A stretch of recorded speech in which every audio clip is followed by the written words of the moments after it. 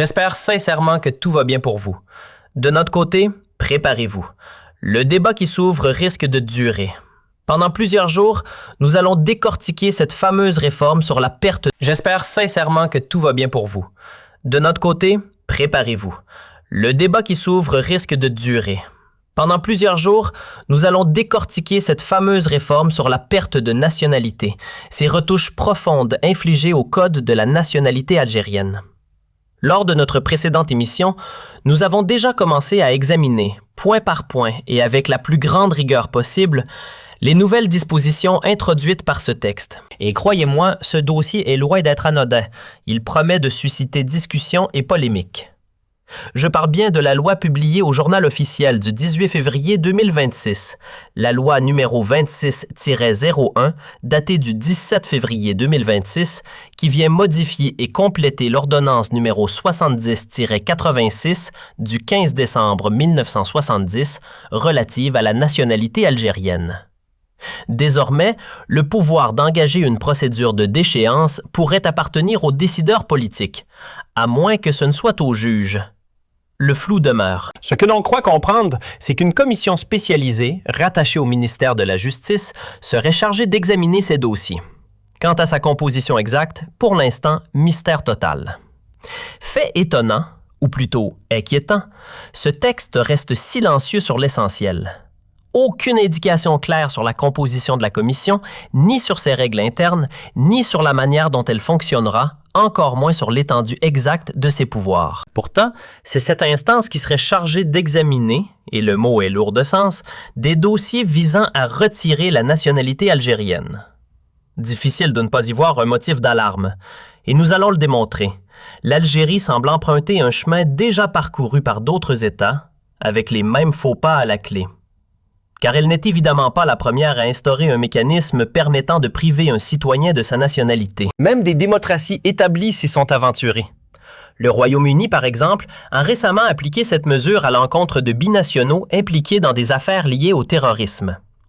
La France dispose également d'outils comparables, mais la nuance est capitale.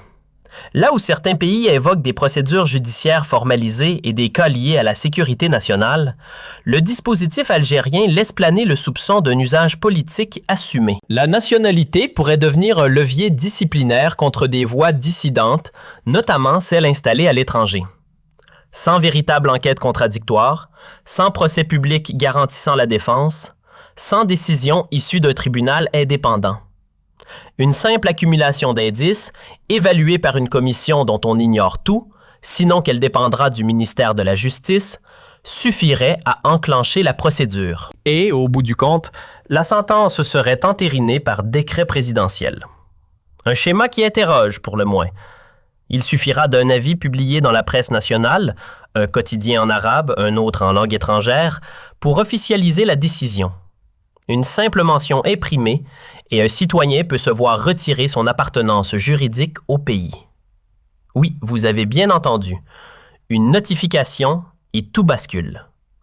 C'est lourd de conséquences et surtout inédit dans notre histoire récente. Certains diront que ce procédé n'a rien d'exceptionnel, que d'autres États l'ont déjà expérimenté.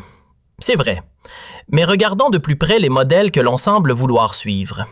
Sont-ce des références en matière de stabilité, de gouvernance ou de respect des libertés? Pas vraiment.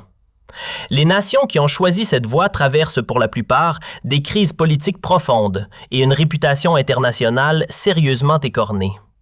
Difficile d'y voir des exemples à imiter. Pour que les choses soient claires, je vais vous présenter deux cas précis. Deux pays qui ont adopté des lois comparables permettant de retirer la nationalité. Résultat, une image ternie à l'échelle mondiale, une véritable mise à l'index diplomatique et des conséquences internes particulièrement lourdes, tant sur le plan politique qu'économique. Commençons par le cas le plus spectaculaire et sans doute le plus brutal de ces dernières années, le Nicaragua. Ce petit État d'Amérique centrale est devenu, en 2023, le symbole d'un usage radical de la déchéance de nationalité. Là-bas, le pouvoir en place a transformé cet outil juridique en véritable instrument de mise au pas politique. Pour comprendre, il faut rappeler le contexte. Le Nicaragua, malgré ses paysages magnifiques et son héritage issu des grandes civilisations précolombiennes, traîne une histoire tourmentée. Conflits internes, période de dictature, violences répétées, réseaux criminels et narcotrafic. Un décor qui n'a rien d'un modèle institutionnel, même si le pays, sur le plan culturel et historique, possède une richesse incontestable. C'est dans ce cadre que, sous la direction de Daniel Ortega, une réforme éclair a été adoptée en février 2023. En l'espace de quelques heures à peine, une modification constitutionnelle et un texte spécifique, connu localement sous le nom de loi 1145, ont été validés. Une procédure expéditive qui a ouvert la voie à l'utilisation de la nationalité comme moyen de sanction politique. Au cœur de ce dispositif se glisse une notion explosive, celle du traître à la patrie. Une expression lourde, chargée d'histoire et d'arrière-pensée que l'on retrouve étrangement dans d'autres discours officiels sous nos latitudes. Au Nicaragua, il suffit d'être étiqueté ainsi pour voir s'effondrer l'ensemble de ses droits civiques, et avec eux, la nationalité elle-même. Concrètement, la mécanique est redoutablement simple. Le pouvoir désigne, sur la base d'éléments qu'il estime suffisants, un individu comme ennemi de la nation. À partir de là, tout s'enchaîne. Non seulement la citoyenneté disparaît, mais s'ajoute une exclusion définitive de la vie publique. Impossible à vie de briguer la moindre fonction élective, que ce soit locale ou nationale. Une radiation politique totale. Et l'application ne s'est pas fait attendre. 2 vagues successives ont frappé des opposants.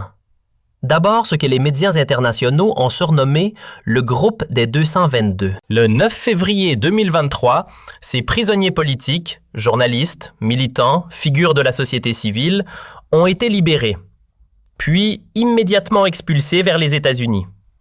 Dans le même mouvement, une juridiction nationale les a privés de leur nationalité. Ni criminels de droit commun, ni terroristes, ni barons de la drogue, uniquement des voix dissidentes. Peu après, un second ensemble de 94 personnes a subi le même sort. Là encore, des opposants, parfois déjà contraints à l'exil. Parmi eux, des intellectuels de renommée internationale, comme l'écrivain Sergio Ramirez, lauréat du prix Cervantes, ou encore Gioconda Belli. Une illustration frappante de la portée politique de cette loi. Parlons clairement. Gioconda Belli et Sergio Ramirez ne sont pas des inconnus, mais des figures majeures de la littérature. Imaginez un instant un scénario similaire chez nous. Retirer la nationalité à des écrivains comme Kamel Daoud, Yasmina Khadra ou Boualem Sansal. Absurde. Pourtant, au Nicaragua, cela s'est produit. Et certains semblent tenter de suivre cette trajectoire, comme si répéter une erreur spectaculaire pouvait produire un résultat différent. Or, l'expérience nicaraguayenne n'a rien d'anodin. Elle a entraîné des dégâts bien concrets. C'est aujourd'hui l'exemple le plus dur et le plus médiatisé à l'échelle internationale en matière de déchéance de nationalité. Pourquoi parle-t-on d'un cas extrême? Parce que là-bas, perdre sa nationalité ne signifie pas seulement changer de statut juridique. C'est une disparition programmée. Les autorités peuvent confisquer logements et comptes bancaires. Les registres d'état civil sont modifiés. Actes de naissance invalidés, pièces d'identité annulées. Du jour au lendemain, toute démarche administrative devient impossible, même à distance. Plus d'accès à un compte, plus de droits successoraux, plus de reconnaissance officielle d'un événement aussi fondamental qu'une naissance ou un décès. C'est une rupture totale avec l'État. Et ce n'est pas tout. Les pensions de retraite peuvent être suspendues ou supprimées. Face à cette situation, la réaction internationale a été immédiate. L'Espagne, notamment, a accordé sa nationalité aux personnes ainsi déchues, leur offrant une porte de sortie face à cette exclusion brutale. L'Espagne, de son côté, a ouvert ses portes à ces déchus devenus apatrides du jour au lendemain. Très vite, l'affaire a dépassé les frontières régionales. Les Nations unies se sont emparées du dossier. Le Haut-Commissariat aux droits de l'homme a dénoncé des atteintes manifestes aux libertés fondamentales et une persécution à caractère politique. La réaction internationale ne s'est pas fait attendre. Condamnation ferme, critiques répétées, mise à l'index. Résultat? Le Nicaragua s'est retrouvé relégué à la périphérie du jeu diplomatique. Depuis l'adoption de cette législation, le pays évolue dans une forme d'isolement stratégique, marginalisé sur la scène internationale. Son image s'est dégradée, sa crédibilité s'est effritée et ses relations extérieures en ont lourdement souffert. À force de décisions controversées, il est devenu ce que l'on appelle, sans détour, un État paria. Évidemment, certains souligneront qu'il existe des nuances avec le texte algérien. C'est vrai, des différences apparaissent. Le vocabulaire employé, cependant, résonne étrangement. Atteinte aux intérêts supérieurs, trahison, loyauté envers la patrie. Des termes qui rappellent fortement l'expérience nicaraguayenne. Certes, la loi algérienne prévoit une procédure formelle. Mise en demeure, saisine d'une commission, délai pour répondre, possibilité de formuler des observations. Des garde-fous qui n'existaient pas dans le cas du Nicaragua, souvent cités aujourd'hui comme l'archétype du bannissement moderne, quand la nationalité devient un outil pour nettoyer l'arène politique de ses opposants. Mais attention, l'histoire récente montre que ce type de mécanisme peut conduire à un isolement progressif. À trop jouer avec ce levier, un pays risque de se retrouver sous les projecteurs des institutions internationales, pointé du doigt comme un régime déviant. Le Nicaragua n'y a rien gagné, sinon une réputation ternie, un affaiblissement moral et une mise à l'écart durable de la communauté des nations. Voilà le véritable avertissement. S'il existe un modèle qui semble davantage correspondre à l'orientation actuelle, ce n'est peut-être pas en Amérique centrale qu'il faut le chercher, mais plutôt du côté du Caire. L'Égypte apparaît comme une référence bien plus proche. Là-bas, le cadre légal autorisant la privation de nationalité ne date pas d'hier. Il remonte à la loi numéro 26 de 1975. Mais ce texte ancien a été considérablement renforcé sous le pouvoir actuel, jusqu'à devenir un outil redoutable de pression politique. Un tournant important s'est produit en 2017, avec une modification qui a introduit la notion d'appartenance à des organisations dites subversives. Dès lors, toute personne reconnue liée à un groupe accusé de troubler l'ordre public ou de menacer le système en place peut se voir retirer sa citoyenneté. Cette évolution a particulièrement touché des opposants, notamment des militants et des figures associées au mouvement des frères musulmans. À cela s'ajoute un autre concept, plus insidieux encore, le défaut de loyauté envers l'État. Autrement dit, si un individu est considéré comme ayant agi contre les intérêts supérieurs du pays, l'exécutif peut enclencher la procédure de retrait de nationalité. Les termes diffèrent peut-être d'un pays à l'autre. Ici, on évoque la trahison, ailleurs la collusion avec une puissance étrangère, mais l'esprit reste sensiblement le même. Les parallèles sont difficiles à ignorer. En Égypte, le message est clair. La double nationalité n'est pas un simple choix personnel, c'est une décision qui doit recevoir l'aval du pouvoir. Tout citoyen qui adopte une autre citoyenneté sans feu vert préalable du ministère de l'Intérieur s'expose à une sanction radicale, la perte de son statut national. Cette exigence d'autorisation préalable constitue l'un des durcissements récents du dispositif. Et les faits récents parlent d'eux-mêmes. Entre 2024 et 2026, plusieurs retraits de nationalité ont été prononcés par voie purement administrative. Pas nécessairement à l'issue d'un procès public, mais par une décision du Conseil des ministres, officialisée ensuite. Parmi les personnes visées, on retrouve notamment des individus ayant acquis une citoyenneté étrangère, turque ou israélienne, sans validation formelle des autorités. Le cas le plus emblématique concerne certains opposants liés aux frères musulmans, installés en Turquie et bénéficiant de la protection du gouvernement de Recep Tayyip Erdogan. Quelques-uns ont même obtenu la nationalité turque. Réponse du Caire, leur retirer leur citoyenneté d'origine. Une manière de rappeler que, dans ce contexte, changer de passeport peut devenir un acte politiquement coûteux.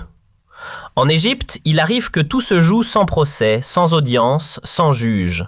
Une décision administrative suffit. Le Conseil des ministres se réunit, un décret paraît au journal officiel et l'affaire est réglée, vous n'êtes plus égyptien. Ce mécanisme, purement bureaucratique, contourne la voie judiciaire. Théoriquement, un recours devant le tribunal administratif reste envisageable. En pratique, lorsque l'argument de la sécurité nationale est invoqué, obtenir gain de cause relève presque de l'illusion. Un exemple marquant a d'ailleurs fait la une en 2024. L'activiste Mustapha Mohamed Bakri a été privé de sa citoyenneté par simple décision étatique. Un cas emblématique qui illustre la facilité avec laquelle ce levier peut être actionné. Si l'on observe attentivement, les parallèles entre Alger et Le Caire sautent aux yeux.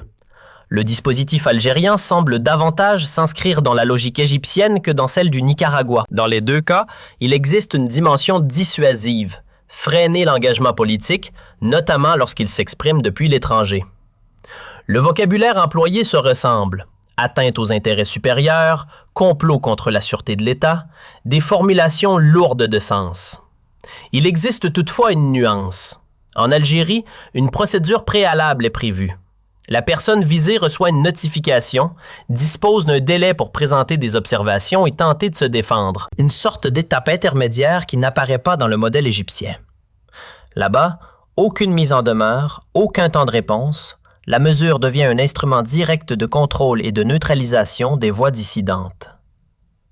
À bien y regarder, l'Algérie semble avoir puisé son inspiration davantage du côté du Caire que d'ailleurs, en y ajoutant, il est vrai, une fine couche de vernis procédural. Une mise en demeure, un délai pour répondre, la possibilité de présenter des observations, puis une publication dans la presse nationale, voilà ce qui distinguerait le texte algérien.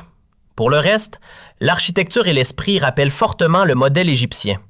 On enrobe le tout de vocabulaire juridique, on mobilise des expressions lourdes comme « traître à la nation », on transforme des qualificatifs politiques en catégories quasi pénales. Des mots chargés d'idéologie se retrouvent habillés d'un costume légal, comme si cela suffisait à leur donner une légitimité incontestable. Pourtant, le droit international est clair. La nationalité ne doit pas devenir un instrument de sanction politique. Nous y reviendrons plus en détail dans une prochaine émission. Les exemples observés parlent d'eux-mêmes. Regardez la situation actuelle de l'Égypte. Crise économique persistante, endettement massif, restrictions sévères des libertés publiques, climat autoritaire étouffant. Regardez le Nicaragua. Marginalisé sur la scène internationale, pointé du doigt, assimilé à un régime hors norme. Ce ne sont pas des trajectoires enviables. Difficile dans ces conditions de considérer la déchéance de nationalité